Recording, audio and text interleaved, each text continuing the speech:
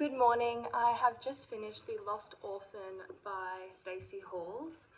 The other day I was actually at the library and I was trying to find a book, and I was rushing about trying to find a book because I was there at the library with my partner and he didn't want to be at the library, doesn't want to sit there and wait at the library. So I was a little bit under pressure and I just quickly grabbed 5 different books that had a decent enough blurb, and then I just said, okay, let's go, you don't want to be here. So one of the books I grabbed was The Lost Orphan.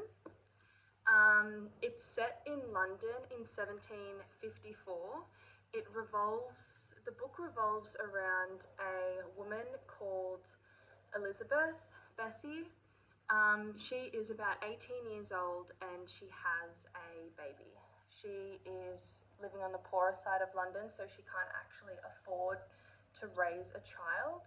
And there is a place called the Foundling which will actually take in children from poor parents and will raise those children and give those children a chance.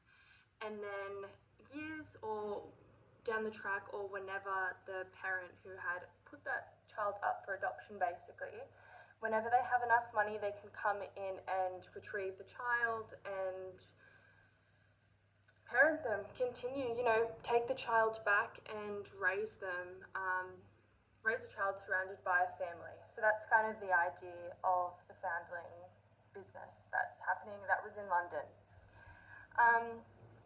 So I won't spoil it because all of this is actually on the blurb, but basically what happens is 6 years later, Bessie goes to the Foundling and she says, I'm here to pick up my daughter, I dropped her off 6 years ago. And the man basically says, your daughter's not here. The day after she was dropped off, you came and you picked her up. Which she was really taken aback by, because you can only pick a child up if you know the security code, and you tell them the token that you dropped off, which is completely kept confidential. So I could drop off this necklace and say I will be back to pick up my child, and when I go there to pick up my child, I'll describe exactly this, and then they will know, okay, you are the actual mother. I wouldn't tell anyone that I dropped this off as the token. So we then follow the perspective of another young woman in London who in a way is tied to this daughter. So you're following 2 different perspectives, Bessie and Alexandra. The other, Alexandra, is someone who had always wanted a daughter. She ended up going to the Foundling and she ended up taking Bessie's daughter, which also is in the blurb, so it's not a full spoiler. But the book basically then revolves around Alexandra and Bessie, their connection to one another as well as the daughter. So they're all connected despite this issue that has happened in the book. And then you're watching how those 2 navigate, because they lead completely different lives.